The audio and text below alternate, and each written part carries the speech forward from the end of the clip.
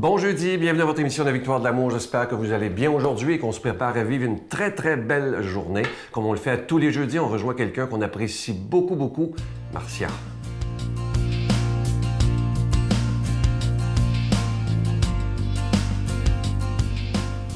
Bonjour tout le monde, notre beau rendez-vous hebdomadaire en ce jeudi, fin du mois de mai. C'est notre dernier jeudi de mai où on se rencontre. Vous savez, je le dis à chaque fois, notre studio est aménagé, on suit les consignes à la lettre, il n'y a aucun danger pour personne ici. Je veux vous dire, vous vous souvenez, il y a 1 an ou 2, je vous avais parlé d'un rituel que j'ai, moi, depuis 30 ans, tous les soirs avant de me coucher. J'ai un petit cahier dans lequel j'écris mes gratitudes, ce à quoi je dis merci, de choses qui se sont passées dans la journée. Et là, on peut dire, ben oui, mais là, il n'y a plus grand-chose qui se passe dans nos journées, donc peut-être que Marcia, dans son cahier, n'a pas grand-chose à écrire. Savez-vous quoi? J'ai encore plus d'items de gratitude dans ma journée qu'auparavant, qu'avant le mois de mars. Pourquoi? Parce que premièrement, je prends le temps encore plus de remarquer les petites choses qu'on ne remarque plus et qui font toute la différence dans ces temps hors normes.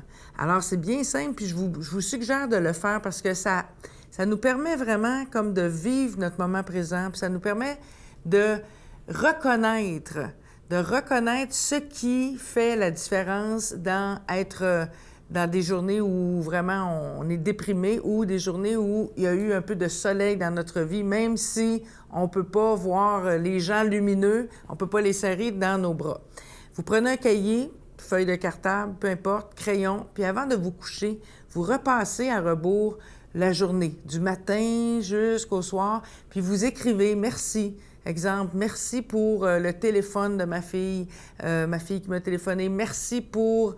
moi, je fais souvent, au moins 2-3 fois par semaine, depuis le mois de mars, on fait des rencontres Zoom. Ça, c'est sur Internet. On peut être plusieurs membres de ma famille, puis on soupe ensemble. À Pâques, on a soupé ensemble sur Zoom. À ma fête, on a eu une célébration.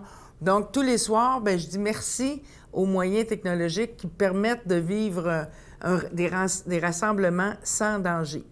Puis je vais terminer, après vous avoir donné cette proposition-là, je veux terminer, puisqu'on est dans la gratitude, pour dire merci. Vous savez, le premier ministre, à son point de presse à 13h, dit toujours merci à chaque jour soit des groupes de personnes ou des gens spécifiquement, il adresse sa gratitude.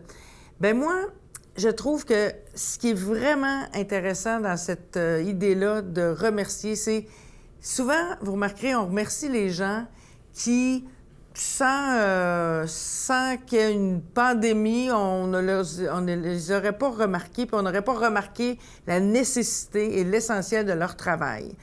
Alors, les préposés aux bénéficiaires, les éducatrices en garderie, les mères de famille, les bénévoles, les grands-parents qui s'occupent de leurs petits-enfants, moi, je vous dis un gros merci parce que c'est grâce à vous que la société peut fonctionner.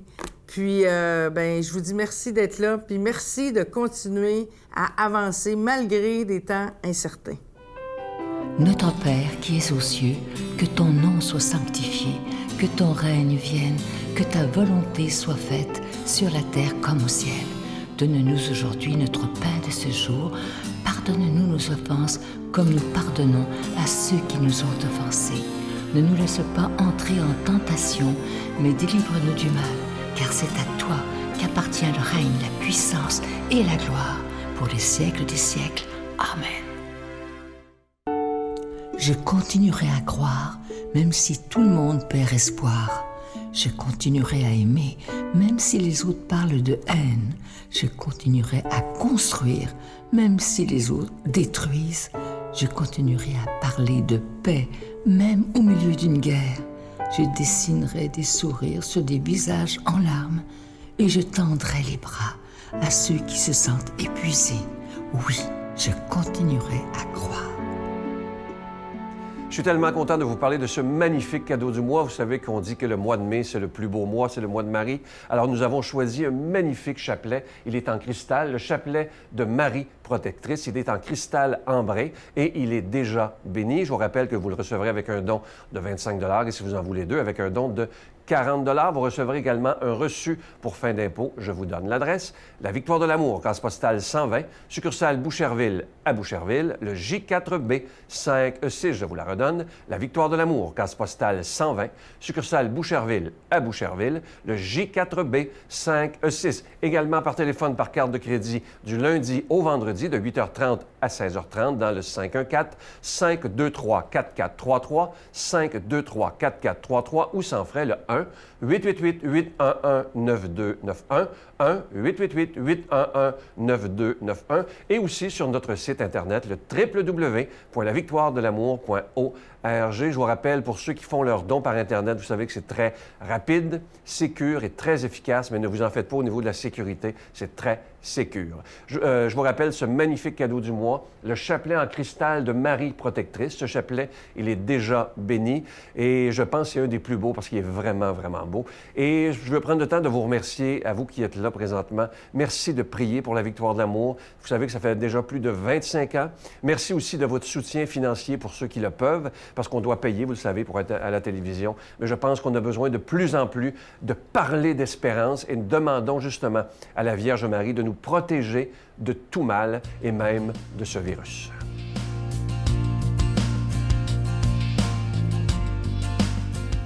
Mon Dieu, donnez-moi la sérénité d'accepter les choses que je ne peux changer, le courage de changer les choses que je peux et la sagesse d'en connaître la différence. Amen. Aujourd'hui, la parole de Dieu est proclamée par notre amie Brigitte.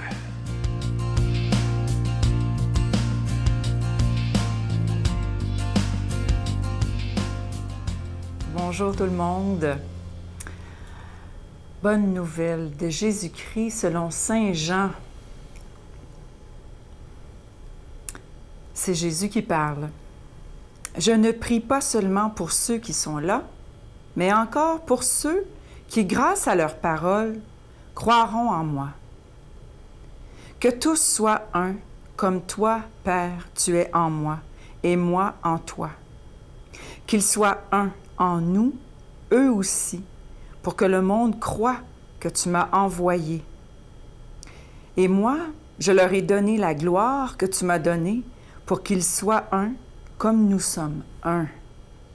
Moi en eux, et toi en moi. Qu'ils deviennent ainsi parfaitement un, afin que le monde sache que tu m'as envoyé et que tu les as aimés comme tu m'as aimé. Père, ceux que tu m'as donnés, je veux que là où je suis, ils soient, eux aussi, avec moi, et qu'ils contemplent ma gloire, celle que tu m'as donnée, parce que tu m'as aimé avant la fondation du monde. Père juste, le monde ne t'a pas connu, mais moi je t'ai connu, et ceux-ci ont reconnu que tu m'as envoyé. Je leur ai fait connaître ton nom, et je le ferai connaître pour que l'amour dont tu m'as aimé soit en eux, et que moi aussi je sois en eux. Acclamons la parole de Dieu. Louange à toi, Seigneur Jésus. Il y a beaucoup de choses là-dedans, mais le dernier verset, Jésus dit « Je leur ai fait connaître ton nom et je le ferai connaître encore pour que l'amour dont tu m'as aimé soit en eux. » Mais c'est la même chose pour nous. Si on fait connaître Jésus, on va pouvoir permettre aux autres d'aimer Dieu et d'être aimés par Dieu et de connaître cette relation d'amour qui change toute une vie. Est-ce que ça change toute votre vie d'avoir cette relation d'amour avec le Seigneur, avec Jésus-Christ ressuscité?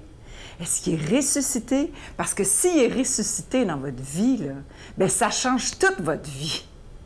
On n'a pas la même vie. Quand on ne connaît pas Dieu, on est comme aveugle. On ne vit pas la vie qu'on devrait vivre parce qu'on ne connaît pas la vraie destinée de l'homme et de la femme. Il y a juste le Seigneur qui nous révèle ça. Et comment on fait, justement, pour ne faire qu'un avec le Seigneur? C'est bien beau, là, qu'ils soient un ensemble, comme moi je suis un avec toi, qu'ils soient parfaitement un. C'est ça qu'il dit? Parfaitement, qu'ils deviennent ainsi parfaitement un, afin que le monde sache que tu m'as envoyé. Je veux que là où je suis, ils soient eux aussi. Comment on peut être à la même place que Jésus? Comment on peut faire un avec le Père comme Jésus? C'est impossible. Ça voudrait dire être parfait. Ne faire qu'un avec Dieu, c'est comme être au paradis. Là, c'est comme vraiment, c'est après la mort. Mais non, Jésus, il dit qu'on peut vivre ça ici. Mais je le crois. Ça m'arrive des fois, puis je sais que ça vous arrive aussi. Il y a des journées ou des moments, je dirais plutôt des moments dans la journée où on sent qu'on ne fait qu'un avec le Seigneur. Dans tout notre être, dans notre corps, dans notre esprit. Donc, c'est possible, mais c'est pas par nos moyens. C'est pas parce que, bon, je décide que je vais faire un avec le Seigneur. C'est pas ça. On le sait que c'est en étant faible qu'on devient fort. On le sait que c'est en se mettant à genoux qu'on reçoit la vie divine et qu'on peut donner notre vie au Seigneur. On sait que la Pentecôte qui s'en vient, que c'est l'Esprit Saint que le Seigneur nous envoie qui va tout nous révéler. Même au-delà de ce que Jésus a pu nous dire, l'Esprit Saint va nous révéler la vérité tout entière sur nous, sur notre destinée et sur la vie après la mort. L'Esprit Saint, que l'Esprit Saint soit avec vous. Au nom du Père, du Fils et du Saint-Esprit. Je vous salue Marie, pleine de grâce. Le Seigneur est avec vous. Vous êtes bénie entre toutes les femmes, et Jésus, le fruit de vos entrailles, est béni. Sainte Marie, Mère de Dieu, priez pour nous pauvres pécheurs, maintenant et à l'heure de notre mort. Amen.